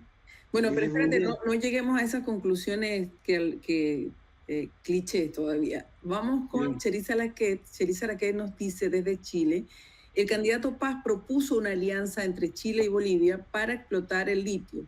¿Tiene viabilidad algo así? Por un lado, esa es una pregunta. Y vámonos con tres para que la concentre. Judith Hoffman dice, hola Jorge, estimas que si la tripleta Paz, Tuto, Doria Medina no consigue los miles de millones que dicen, se podría acelerar la movilización de las masas, además de los ajustes que mandaría el FMI. Y la última, Germán Delgadillo, en tu criterio, además de todo lo analizado en cuanto a la división Evo-Lucho Andrónico, ¿qué peso tuvo la pérdida del voto popular en los temas ligados a la justicia boliviana, la corrupción, el narcotráfico, el prebendalismo, y cuánto afecta esto a la izquierda hacia el futuro? ¿La solución será de mediano plazo o es generacional? Con eso terminamos las preguntas. Súper. Mira, sobre el litio. El tema del litio es complicado porque, a ver, Bolivia lo que ha logrado hasta ahora es producir carbonato de litio bajo una forma que es las piscinas de evaporación. Lo del arce después de un viraje hacia las formas de extracción directa de litio. Bueno, y se quedó entrampado ahí, pero además el litio valía $70,000 la tonelada hace unos años, y ahora está en 12, 13, 8, 9, 10, depende, o sea, ha bajado 10 veces el precio, más o menos, 8, 9, 10 veces. Entonces, pero estaba en una perspectiva de construir una viabilidad de exportar carbonato de litio para poder lograr en unos años más tener la capacidad de hacer, digamos, todo el proceso de construcción de, digamos, las baterías, ¿no? Que eso va a tardar y quién sabe cuándo se podrá hacer. El esquema en Chile y Argentina es complicado porque hasta donde yo tengo amigos que entienden ese tema, argentinos y de otros lados que estudian, en Argentina y en Chile es otra lógica, o sea, es digamos, la explotación del litio a partir de las grandes empresas canadienses, norteamericanas, que dejan una parte, pero además, por ejemplo, en Argentina ni siquiera hay una negociación con el poder central. No, o sea, eso está claro. O sea, digamos, las decisiones es muy fácil, digamos, vamos a decir así, comprarte la decisión provincial de Jujuy, etcétera, donde están Vaca Muerta y demás, con los gobiernos provinciales. Entonces, no hay una capacidad de recuperación de soberanía estatal sobre esos recursos, federal, etcétera. Las compañías, digamos, las empresas de litio controlan. Ahora, en Chile es mucho más, digamos, regulado a partir de ciertas medidas que tomó Boric para que se logre tener una captación de excedente, pero también es muy controlada por las empresas, ¿no? Eso yo hasta ahora no sé bien hasta qué punto eso... Bueno, son tres sistemas muy diferentes. Argentina es casi prácticamente todo transnacionales y gobiernos provinciales que son fácilmente cotables, para decirlo en suave. Chile se ha aproximado a una recuperación de excedente en sus salares, y Bolivia es un esquema que está paralizado entre extracción directa y tinas de grandes plantas de evaporación, que no se sabe. Lo más probable es que entremos a un esquema mixto, digamos, intermedio entre lo que hace Chile y lo que hace Argentina. Ojalá en el mejor de los casos con la derecha que va a estar en el poder. Pero el gran problema es que incluso la producción en Bolivia va a ser muy difícil ponerla a niveles industriales rápidamente. Ahora, por ahí lo hacen, porque no tiene la aspiración que tenía con todo lo que se han acusado mutuamente Evo y Arce, de hacerlo más soberanamente, digamos, teniendo capacidad estatal de definición de los precios y de la soberanía sobre el litio, ¿no? Bueno, sobre los millones, ¿qué era lo de los millones? Déjame que te lo vuelvo a preguntar. Perdón, por sí. aquí. Nos dice Lenin dice, ¿qué le pasará a Arce, Evo y Andrónico de manera individual? ¿Continuarán en la política? Eso no es una respuesta que no podemos dar, ¿no? ¿Existen factores externos que contribuyeron a la situación electoral actual? Pregunta el señor Antonio Estudillo. Eso sería. Claro, eso, a ver, yo creo que no es tan importante, que tal vez Evo más que los otros, porque sí tiene, digamos, llevando a la debacle a la izquierda, ha logrado preservar su núcleo de influencia con el voto nulo, arrogándose que él es el representante de un 20%, ¿no? Que es insólito y paradójico y conservador, pero bueno, ha logrado eso, o sea, mantenerse como el único dirigente, digamos, o referente que tiene cierta prédica y influencia más grande, en fin. Pero yo creo que no importa mucho, aparte de Evo, ¿qué es lo que van a hacer individualmente estas personas? Lo que importa para mí, y no sé, yo les convoco a pensar eso, es que va a haber un reagrupamiento en función de la necesidad del ajuste. Si es un ajuste muy grande, rápidamente, como ha dicho alguien ahí, ¿no? Nos puede llevar a una necesidad rápida de reorganizar, o no sé cómo lo han dicho. Que se acelere, esa era la idea, se acelere, digamos, la reconstitución de sectores populares, de resistencia, ¿no? Bueno, y hay que apuntar a eso, por eso yo insisto tanto en entender la autocrítica que nos lleva a una propuesta, que es recuperar excedente de esos tres sectores, aunque la derecha no te haga caso. Así funcionó la mesa, por ejemplo, las mesas temáticas del agua en los años 98, las mesas sobre la INRA en el 99, los grupos de apoyo Fabril, de donde surgió la coordinadora de defensa del agua, los ecologistas en el 2000, en Cochabamba y así, ¿no?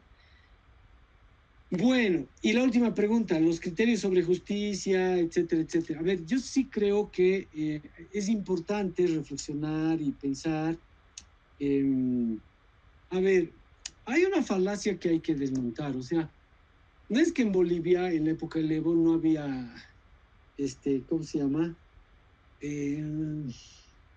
Independencia de poderes, etcétera, porque en la época del neoliberalismo tampoco había independencia de poderes. El Sánchez Berzaín manejaba todo el poder judicial, que era ministro del GOBI. Ahora hay más, digamos, apariencia digamos, de independencia de poderes, y sí es importante cierta, a ver, profundización de ciertos aspectos que sí han sido complicados en la época de estos últimos 20 años, ¿no? Respecto a la justicia, etcétera. Bueno, eso debe ser parte de una recomposición popular. Por ejemplo, la corrupción sí afectó, ¿no? 11 millones de bolivianos les transferían del fondo indígena a las cuentas personales de los dirigentes. Estaba mal todo eso, pues, y incluso lo sacó Gabriel Heros, que era, digamos, procurador general del Estado, no era el imperialismo que estaba mintiendo. Bueno, digamos, la corrupción, los graves problemas. Ahora, el problema es manejarlo en ese nivel sensato y progresista, llamaría yo, ¿no? O sea, no es que en la época anterior había independencia de poderes y el MAS destruyó eso, ¿no? No había tampoco. Es la intención que haya, pero es muy difícil porque así funciona en todos los países del mundo. Unos tienen más apariencia de independencia de poderes, otros tienen más independencia real de poderes, pero ninguno realmente tiene una profunda independencia. Trump lo que está haciendo ahorita también es eso, controlar el poder judicial, el parlamento, todo. O sea, y bueno, es Estados Unidos que tiene 200 y pico años de... Igual ocurre en Inglaterra, que su parlamento lo habían fundado en 1200, tiene 500 años ese parlamento, ¿no? Más, 800 años. Entonces yo digo, hay que mantener en las proporciones en las que es correcta la autocrítica, ¿no? El prima la justicia, el prebendalismo, etcétera, ¿no? Y bueno, es parte también de esta recomposición, de una cierta, digamos, recomposición moral, intelectual, ética de este proceso, ¿no? Como parte de la lucha política también, no solo abstracta, ¿no? Eso, mi estimada. Bueno, hay una pregunta que no respondiste de Mijail Ángel. ¿Por qué la situación económica no fue una variable clave para que la gente vote por Doria Medina? Creo que al inicio lo comentábamos, que la gente optó por el mal menor en este caso, ¿no? Lo que consideraban el mal menor. Claro, porque yo creo que la variable política, incluso en momentos de crisis económica, la gente se da cuenta que lo que decía Lenin, pues la economía es política concentrada, ¿no? O sea, no ha leído Lenin y capaz no hay una claridad total sobre eso, pero mientras más complicada es la situación económica, más te fijas en el problema político. O sea, entonces, claro, Lupo aparecía y el otro como economistas, etcétera, pero a la gente eso no le importaba, quería ver quién no es tan derechista, aunque no sea, aunque igual el Paz Pereira es economista, ¿no? Bueno, no sé si cuán bueno o malo, pero es economista, pero la respuesta es que la población boliviana tiene esa característica central, es muy politizada y ve mucho los referentes políticos como algo muy importante, incluso para evaluar problemas económicos, ¿no? Dice, a ver, Paz Pereira no va a hacer ajustes ni va a ser tan neoliberal como Doria Medina o como el Tuto. Ese es el resumimiento, ¿no? Sí, incluso Doria Medina le sumó sus votos, le da su apoyo a Rodrigo Paz, y eso significaría entonces un potencial triunfo de este candidato, ¿no? Claro. La otra pregunta, y con esto ya estamos a finalizar, dice, y vamos a juntar las dos preguntas, es Judith Hoffman que dice, estima que si la tripleta Paz, Tuto, Doria Medina no consigue los miles de millones que dice que se podría acelerar, se podría acelerar la movilización de masa, además de los ajustes que mandaría el FMI, pero además la junto con una pregunta de Germán Delgadillo que termina consultando. Si esto será, ¿cuánto afecta esto a la izquierda hacia el futuro? ¿La solución sería de mediano plazo o es generacional?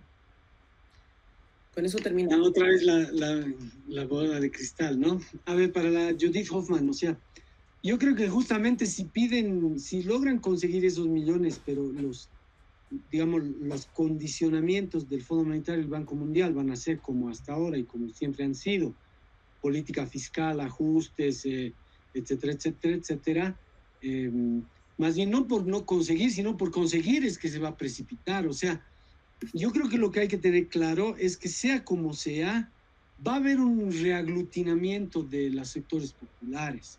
Se van a seguir odiando androniquistas, luchistas, evistas, pero van a tener que actuar juntos, porque la necesidad, es decir, vas a tener un gobierno de derecha y todos los demás en el llano, incluso 2 o 3 diputados que casi ni cuentan, porque que podrán hacer casi nada, entonces va a volver a, digamos, a ser fundamental el referente de dirigentes de la base, referentes de la calle y la movilización de la gente, el hervidero, ¿no? Por ejemplo, yo cuando planteé esto en un canal, lo que estoy diciendo, un programa de recuperar excedente, aunque nadie nos haga caso, con coordinadoras, ya empezó a decirme gente, referentes sociales, que yo me sumo, haremos, etcétera, y es que todavía no hay el ajuste, ¿no? Que es lo que está diciendo Hoffman, la señora Hoffman, Judith Hoffman. La Judith Hoffman. Judith Hoffman. Ahora, lo del otro, bueno, o sea, mira, a ver, yo sé que hay a veces una especie de límite de la gente, sobre todo 20 años, sobre todo los se han acostumbrado demasiado a los sectores de privilegio, etcétera. No es tan malo, o sea, necesitamos retomar las banderas de, como dicen pues los zapatistas, abajo a la izquierda, ¿no? Abajo a la izquierda, militando, construyendo, produciendo ideas. Yo les digo, o sea, no es tan malo. Ahora, claro, el que quiere solo grandes puestos y figuración, claro, no le gusta, pero igual ahorita ya nadie va a tener eso. no, nadie de nadie. Entonces, digamos, ahí hay una especie de reducción hacia situación completamente uniformizadora, que va a traer también ciertos reacomodos que no van a ser del todo malos, ¿no? Ahora, lo que no hay que ser es ingenuo. Estamos en una ola de caída internacional y nacional, no es una ola de ascenso, no hay cuadros, no hay muchas ideas, pero bueno, también la necesidad tiene cara de hereje, ¿no? Te vas inventando, pues como les digo que hicimos en los 90, los que ya estamos más viejos de 50 y pico de años. Bueno, ahora ahí estaban el Evo, el Álvaro, el Lucho, el Oscar Olivera, no sé, bueno, el Lucho creo que no, pero el Oscar Olivera, el Felipe Quispe, ¿no? Que ahorita no tenemos, digamos. Pero bueno, ahí sí entraremos a esta cosa que tú decías, no sé cómo le has llamado, la alegre rebeldía, ¿no? De la lucha, claro, hay gente que no le gusta, prefiere otras cosas, pero bueno, es parte de la cosa, ¿no? Sí. La militancia así permanente, la sana, ¿cómo es? La alegre rebeldía de la lucha, pero sin ser ingenuo, eso también es muy importante, sin ser ingenuo. O sea, estamos en una condición de adversidad, va a ser difícil, hay que reagruparse, hay que plantear esa coordinadora, hay que construir un programa.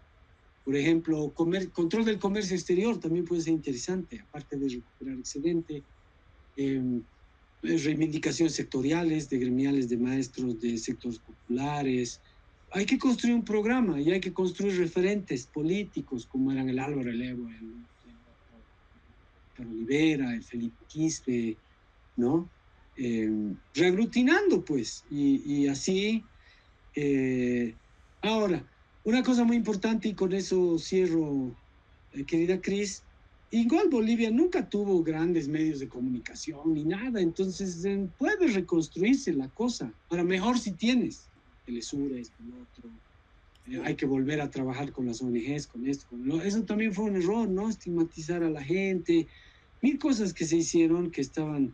O sea, no es pues Estado o ONGs, después solo ONGs o solo ONGs o solo Estado, ¿no? Porque es una lucha que es una lucha polifacética, compleja, económica, política, ¿no? Entonces, bueno, eso yo le diría al que me pide saber qué va a pasar en los próximos 10 años. Yo creo que por lo menos 5 años vamos a estar con la derecha encima, pero por ahí no también, ¿no? Si se mete en un ajuste muy grande, también por ahí se caen rápido. Ahora, ¿qué vendrá, etcétera? Hay que construir, ¿no? Como fue 2002, 2003, 2005, ¿no? Bueno, eso, querida Cris, y a los otros. Bueno, yo quería retomar la pregunta que te hice. ¿Qué te ha dolido en el alma? ¿Qué sientes como revolucionario en este momento? Sí, es una linda pregunta, Cris, y además me encanta que siempre llegas a eso porque eres poeta, ¿no? Entonces, Sí. nosotros no, que no escribió nada bonito. Tal vez ideas interesantes, pero no bonito. Mira, ya me duele que la gente no lo vea como algo bueno, con todo lo malo que es. Porque, digamos, lo doloroso es que estés completamente derrotado. Esa es la posición muy pequeña y burguesa, ¿no? De la exaltación al abatimiento. Cuando vamos ganando, te estás feliz ¿no? Y no entres como perro con dos colas en tu alegría, y cuando va mal, te abates y no haces nada. Eso es lo que yo creo que es lo más importante. O sea, ser realista sin ser ingenuo, y por lo tanto también un cierto optimismo, un cierto optimismo moderado, un optimismo realista, ¿no? O una especie de realismo no pesimista, digamos, ¿no? Porque sí es duro, pues, o sea, imagínate, por ejemplo, solo el haber tenido, no sé, ese 20% de 8, 10 o 15 diputados ya nos hubiera ayudado harto. Ahorita estamos realmente en una voz en el legislativo, una voz. Claro. Parte del poder legislativo, que es muy importante en Bolivia. Exactamente. Entonces, digamos, yo creo, y por eso es tan importante la autocrítica, la humildad, la capacidad de ver los errores, porque incluso, a ver, si tú no creabas ese vacío de poder, si tú no te ibas el 2019, si tú hacías autocrítica después del golpe, si tú ya por lo menos apoyabas al Andrónico al final, o al otro, o a quien sea, o sea, ese es el gran problema también, o sea, tener poder e influencia trae una gran responsabilidad también, que muchas veces no se la maneja bien, ¿no? Entonces, bueno, volviendo, a mí me duele mucho y creo que hay que remontar, ese tipo de liderazgos y ese tipo de visión y ser radical en el sentido de Marx, de ir a la raíz de todos estos problemas de la autocrítica, en un sentido muy constructivo, ¿no? Yo les digo, compañero, ¿quién sigue siendo evista, luchista, androniquista o castillista o evacopista? Dale, hermano, o sea, yo creo que ninguna de esas cosas ahorita resuelve, porque es muy irracional, se vuelve una especie ya de grupos de feligresía fanática, donde la realidad ya no importa, lo importante es que le eche la culpa al Arce o al Evo o al otro, ¿no? Ese creo que es el mensaje más importante, o sea, recuperar esa capacidad crítica radical, de ir hasta la raíz, de profundizar, de tener un sentido. En final esos eran pues Marx, Engels, Lenin, ¿no? Eran radicales con principios de realidad, porque el radicalismo sin principios de realidad es una tontería, porque bueno, no puedes hacer nada, claro, todos soñamos con la revolución proletaria, o no sé, o feminista, o ecológica, pero el problema es cómo hacer eso. Y los realistas que no tienen radicalidad también son muy conservadores, ¿no? Puro realismo, no, todo, ten cuidado. Entonces hay que ser radical con principios de realidad, ¿no? Ese creo que es el mensaje más bonito, porque es una persona con solo principios de realidad es muy conservadora y muy timorata y no ve las opciones y no es como Gramsci, Lenin. Y un radical sin principios de realidad es un tipo que no es útil a las luchas porque sueña con cosas que no son posibles de hacer. Bueno, querido Jorge, perdón que te haya sí. interrumpido tu charla final, pero quería que nos dieras el libro que vas a presentar con Pimbes, que estemos atentos. ¿Cómo se llama el libro? Estamos en eso todavía, pero es autodeterminación y lucha política en Bolivia. Capaz el auge y caída del MAS también puede ser. Claro. 2000 al 2025, ¿no? Okay. Este va a ser un lindo libro que es, imagínate, ya es cuarto de siglo de mis 50 y pico de años, 20 y tantos escritos sobre Bolivia y van a estar ahí todos los textos. Yo creo que una cosa nos ha quedado clara en el taller, es que tiene 50 y pico de años. Sí. Lo demás todo está por verse. Yo creo que mañana nos dan los resultados finales, ¿cómo se llama ahora el TREP? El CIDEPRE. CIDEPRE. Nos dan los resultados finales y constatamos la derrota del proceso de cambio. Nos encuentra un nuevo tiempo, una nueva etapa, sin partidos fuertes, como tenía Bolivia hace unos días, unos meses atrás, sin partidos, sin liderazgos que compilen, que aglutinen, salvo Evo Morales con el potencial indígena campesino. Nos encuentra un tiempo con una derecha muy empoderada, muy envalentonada, que además hoy también nos enteramos, o sea, hace días que está la amenaza de que van a invadir o van a atacar a Venezuela, a México y Colombia, y que se dirigen hacia el Caribe tropas, embarcaciones, un gran contingente de movilización militar norteamericana. Entonces nos encuentra en un momento muy difícil para los procesos de cambio, para los procesos de transformación y con una amenaza real que es un presidente Trump dispuesto a recuperar los espacios perdidos, ¿no? Bueno, estemos atentos, Jorge, tú también, que en nuestra web estamos proponiendo debates, conversaciones, vienen ahora conversaciones sobre Venezuela, el tema Bolivia no se ha terminado, el tema Bolivia seguirá siendo una experiencia a relatar, a contar. Vamos con libros que se van a estar presentando. El 11 de septiembre estamos con el libro de Allende, la presentación del libro de Allende.